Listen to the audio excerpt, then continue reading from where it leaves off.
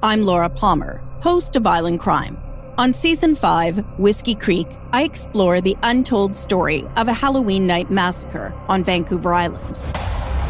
So nobody's even trying to figure out who murdered my son. It's a natural thing to say when no loss to humanity. Nobody deserved what happened up there, period. Listen to Whiskey Creek at frequencypodcastnetwork.com or wherever you get your podcasts. Find your frequency. You're listening to a Frequency Podcast Network production.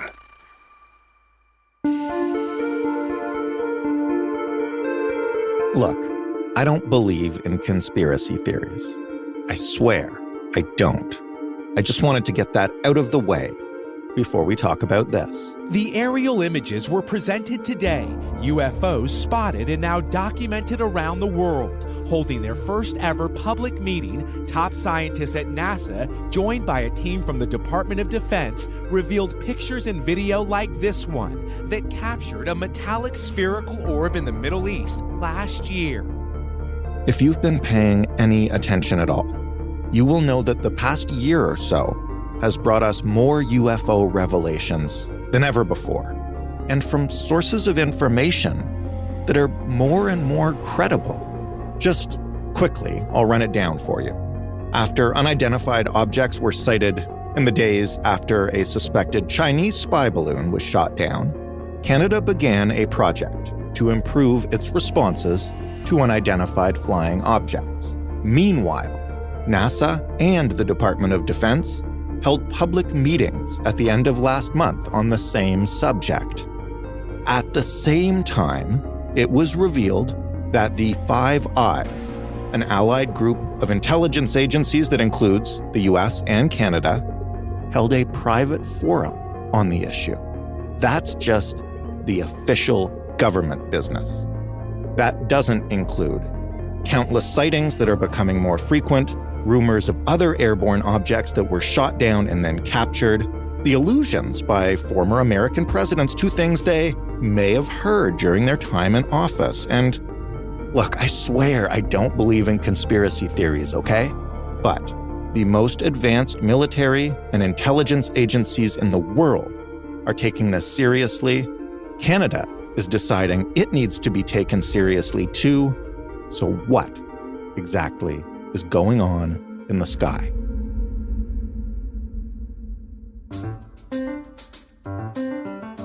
I'm Jordan Heath Rawlings. This is The Big Story. Daniel Otis is a freelance journalist who, among many other things, covers the UFO beat. Hello, Daniel. Hey, thanks for having me back. Of course, we are always pleased to talk about UFOs on this program. And there's so much news. Right? It seems like it hasn't been stopping lately. Every month there seems to be some sort of new report, hearing, or revelation. For the purposes of this conversation, though, let's start back a little earlier this year. And maybe you can just start by telling us, what is the Sky Canada project? Yeah, so the Sky Canada project is basically the first official Canadian UFO study in nearly 30 years. It's being conducted by the Office of the Chief Science Advisor of Canada, which is a arm's-length scientific advisory office. And since about the fall of 2022, they've been engaged in this project to basically understand how UFO reports are managed in Canada, and then to offer recommendations for improvements if necessary. So as I understand it, they're deep in this work right now. They're reaching out to federal stakeholders who may receive UFO reports, such as Transport Canada and the Canadian Space Agency, and they plan to release a public report at some point next year.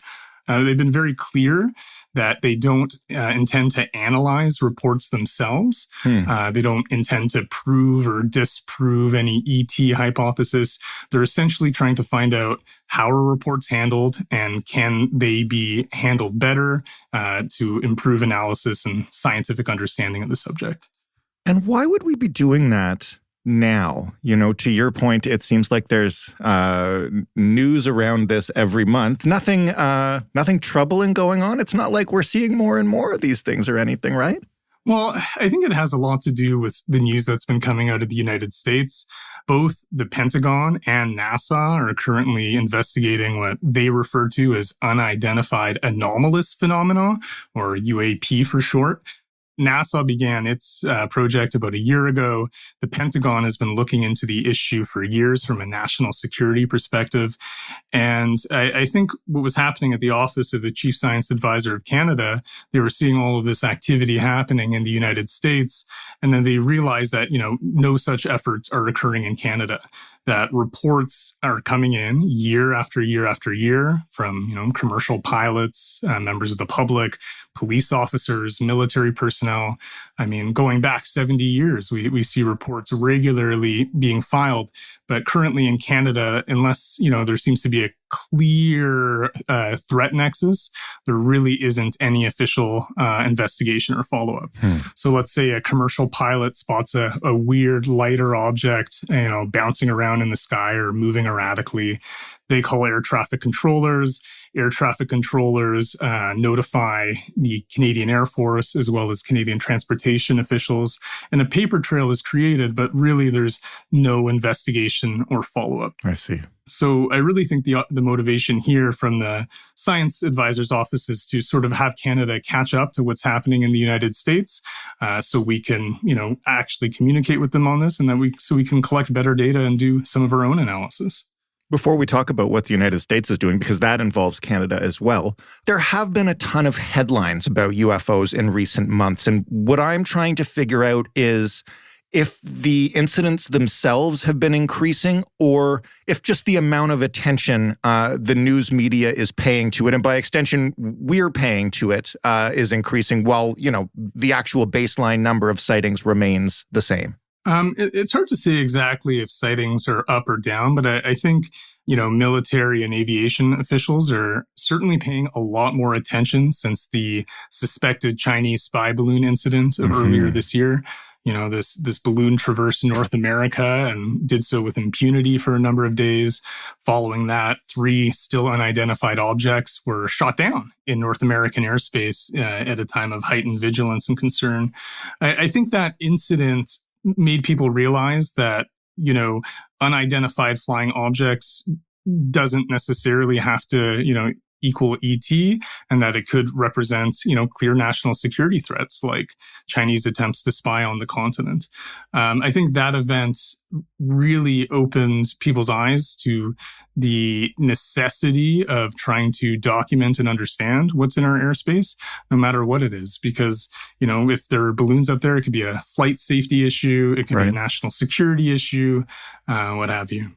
Let's talk about the recent stuff now with regards to not only the United States, but the network known as the Five Eyes. Can you explain what we're doing around UFOs or I guess UAPs, since it's the U.S. leading this? Yeah. So to just back up for a second, on May 31st, NASA held its first public forum on the subject of UFOs and UAP. NASA launched its own study into unclassified UFO data about a year ago, and they plan to make a report public at some point this summer. The NASA conference lasted about 4 hours, and it also featured the current director of the Pentagon's UFO research program. He's an intelligence officer and a physicist named Sean Kirkpatrick, and he directs what's known as the All-Domain Anomaly Resolution Office, or AARO for short. I got to warn you, there's so many acronyms in this field, it can get a little convoluted. No worries. Kirkpatrick was invited to speak at this NASA event, and during a Q&A session, he mentioned that he had just held his first Five Eyes forum on the subject of UAP.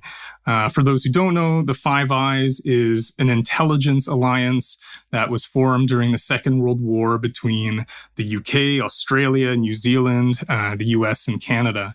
So he just mentioned this very much in passing, and I followed it up with Canada's Department of National Defence, and they confirmed that at some point in May, there was a Five Eyes UAP forum at the Pentagon, and that Canada sent a representative from the Royal Canadian Air Force.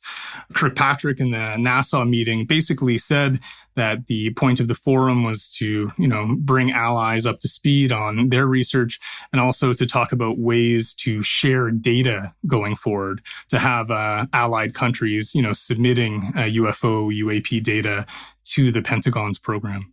So how big a deal is this in these circles that are focused on what we're continuing to learn about UFOs? Because, the Five Eyes network is, I think, probably not even arguably, the most well-resourced team of intelligence agencies operating in the world. And if they are coming together to discuss this, that suggests a level of at least some concern.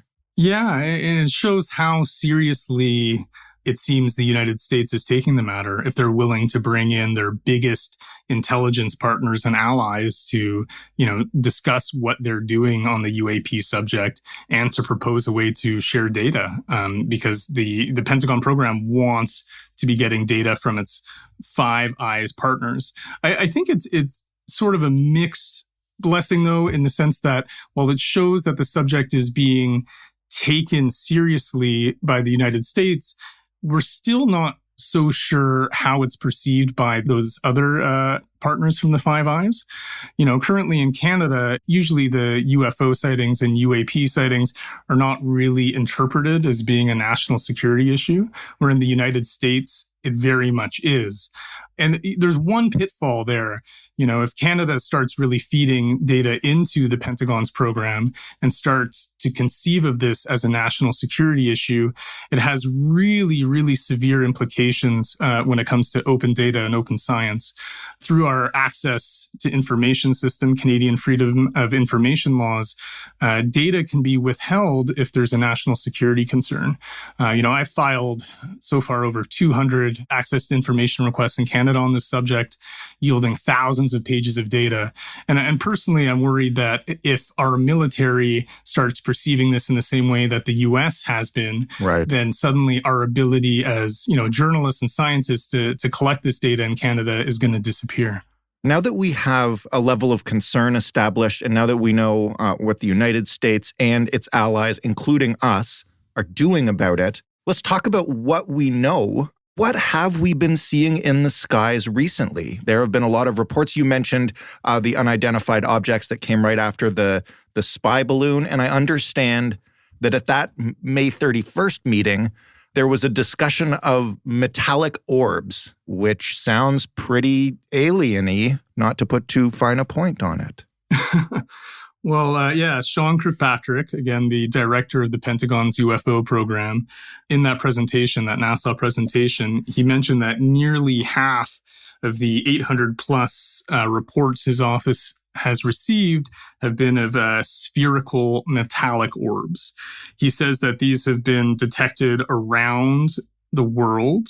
Some of them have been performing what he's called apparently interesting maneuvers, and they're still trying to figure out what they are. Kirkpatrick also said that, of the reports his office has been receiving, about 2 to 5% remain what he said were possibly really anomalous. My research shows, the vast majority of the reports that occur in Canada seem to be of lights behaving erratically. Transport Canada, or Federal Transportation Department, maintains an aviation incident database that catalogs everything from bird strikes to drunken unruly passengers to mechanical failures. And within this system, every so often you see reports of unidentified objects and lights from as recently as this year, going back into the 1990s. I have a list in front of me, for example, here's one from Toronto Air Traffic Controllers in 2005, reported receiving reports from 4 different aircrafts of, quote, a shiny silver object over Toronto at roughly 30,000 feet, which turned sharply and moved rapidly to the southeast over Lake Ontario. 2009, Fort McMurray, Alberta, air traffic controllers in the tower see a bright object moving faster than any known commercial aircraft that was one solid bright light.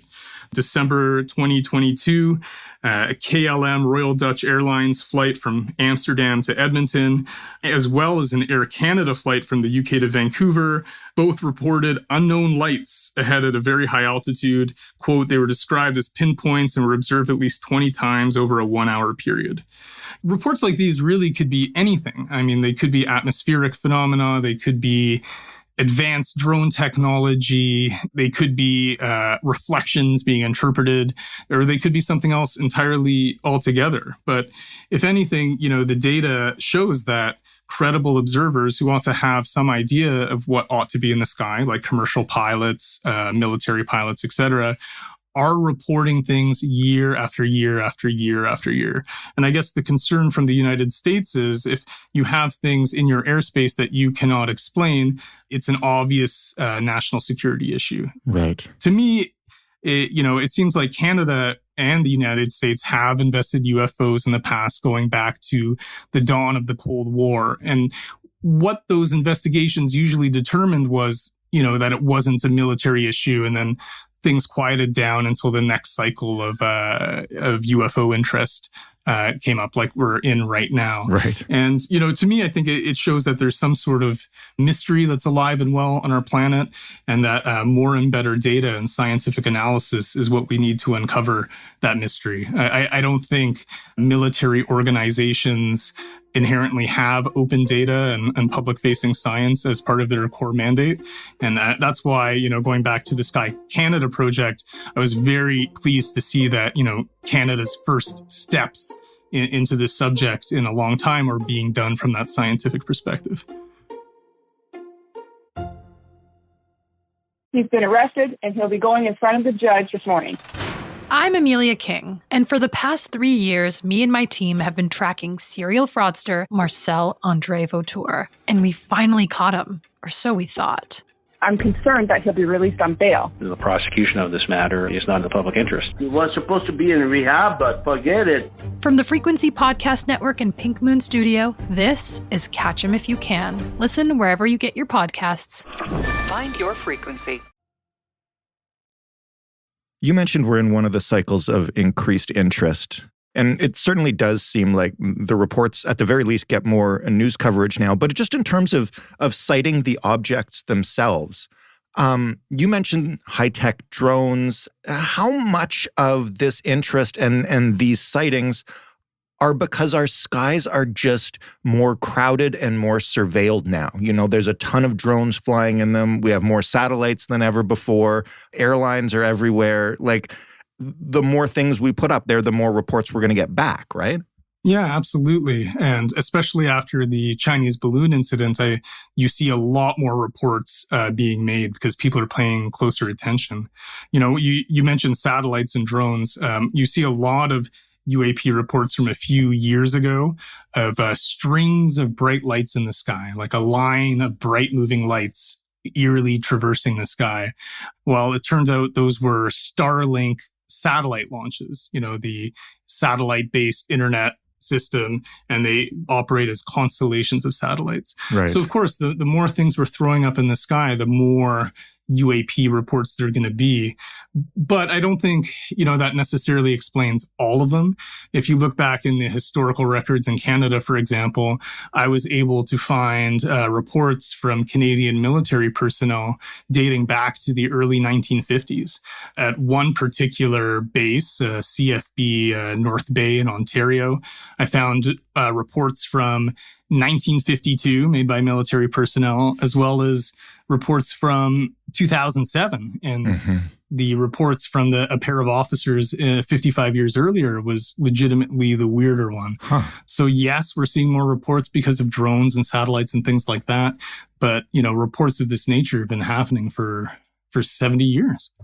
So you mentioned that Kirkpatrick said that, 2 to 5% of these things are really anomalous and we can't explain them. How far of a chasm is there between these are unidentified objects we can't explain and it's not of this world? I think there's a bit of a chasm there. I think there are people who have a firm belief that otherworldly objects come and visit us. I think there are also people who have a firm belief that that's impossible. I'm not an engineer or a physicist. My strength is in using journalistic techniques to gather data through freedom of information requests, etc. But there is a bit of a chasm. The officials from NASA and the Pentagon program routinely repeat that they have not encountered evidence of, otherworldly intelligence being involved with the UAP phenomena. Yet, there's rumors and stories dating back years about, so-called aliens and visits of that nature. If that's true, I haven't seen the evidence of it yet. I'd like to. I'd be interested in it. But I think we can admit that, we live on a planet circling a star in a galaxy that contains over 1 billion stars, and there's over 1 billion known galaxies in the universe, each with, potentially over 1 billion stars. The possibility of life existing in one form or another in the cosmos is probably very high. The possibility of life evolving to a state that they can traverse space and time and come hang out with us and look at us, well, that becomes a little more difficult to establish. But, for me, that's not what's guiding me. If at the end of the day, all of my research, for example, points to the fact that, some military organization in some country has created an advanced propulsion system that uses a new form of energy. That's a big story. If it turns out it's aliens, well, obviously that's a big story too.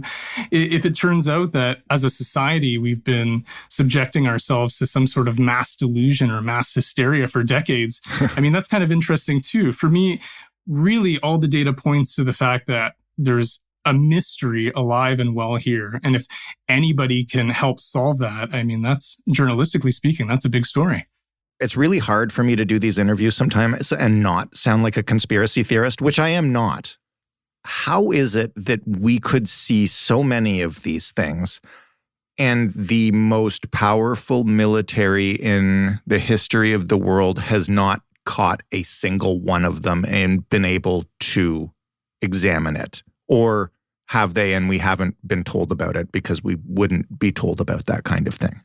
Well, there are certainly allegations and rumors dating back years of that kind of thing happening. I know. That's why I sound like a conspiracy theorist. I haven't encountered the data that confirms any of that. Right. And, I remain both skeptical and open-minded.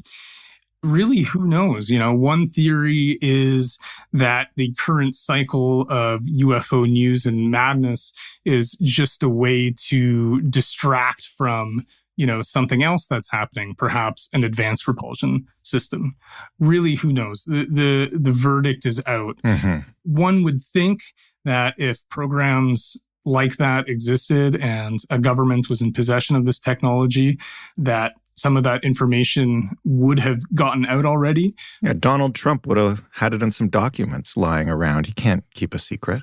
Well, it's interesting you mentioned Trump. Trump, Obama, Bill Clinton, they've all in interviews mentioned looking into the matter, and they've all sort of said they can't really discuss it too much. Now you're talking my language. Right, which just fuels the conspiracy theories. And I think, if anything, we need more openness, more open science, more open data, because the sort of denials and dismissal and secrecy that the subject has been, subjected to all over these years only fuels that kind of conspiracy stuff. I hope Donald Trump or Obama or Clinton or Biden will come clean about what they know. But the problem is the militarization of the issue in the United States means that whatever data they do have is going to be of such a highly classified nature that it's going to be impossible to discuss. There is some promising signs in the U.S. Senate and the U.S. Congress. There have been hearings and meetings in Washington, D.C. on the subject. I'm hopeful that if we get any clarity, it might be through that avenue, because senators and congresspeople will have the ability to access data and perhaps make it public, but right. I don't think we should make conclusions one way or another. We just have to follow the data wherever it leads us. I do now have you on tape, though, saying you hope the president will come clean about what he knows, which certainly could lead some people down the rabbit hole. Well, they know something. I mean, Obama and Trump have insinuated that they looked into the subject in interviews. So Bill Clinton's former chief of staff, John Podesta, is notoriously interested in this subject and tried to do some digging. He wrote a foreword to a very popular book on the subject. Wow. I mean, there's interest in Washington. There's even interest in Ottawa. You know, I've spoken to a member of parliament, for example, about my findings and what I've learned. The interest is growing in the halls of government. And I'm hopeful, you know, people in positions of power can use their offices to help shed some light on this and help dispel some of these conspiracy theories once and for all. Last question, and this is serious. I know it's a fascinating subject to think about and sometimes joke about, but this is a really exciting time for people like yourself who cover this beat or people who are just fascinated by these phenomena. So what do you hope or expect to find out next, and what are you working on? Well, I'm constantly digging. I'm constantly filing information requests. I'm constantly chasing leads and pulling threads, you know, like that brief mention of the Five Eyes meeting in the recent NASA forum. As I said before, I think what really drives me is just trying to find as much data and information as possible to shed light on this enduring mystery that's been, you know, affecting our society for decades. Where it leads is anyone's guess, but, you know, if I find out anything really good, I'll be happy to come back and talk to you. I really hope you do, and I can't wait. Daniel, thanks for this. Thanks for all the work you do in this area, because the more people digging, the better the chance we find something. Absolutely. Daniel Otis, writing for CTV and Vice about UFOs. That was the big story. For more, including previous appearances by Daniel when we had less information than we do now, and probably future appearances by Daniel when we will have more information than we do now, you can always head to thebigstorypodcast.ca and type his name into the search bar. You can find The Big Story on Twitter at TheBigStoryFPN, and you can email us hello@thebigstorypodcast.ca to call me a conspiracy theorist. The Big Story is available wherever you get your podcasts. I haven't asked you this in a while, so I will. If you are in a podcast app that lets you rate and review or share it with a friend, please rate and review or share it with a friend. Thanks for listening. I'm Jordan Heath Rawlings. We'll talk tomorrow.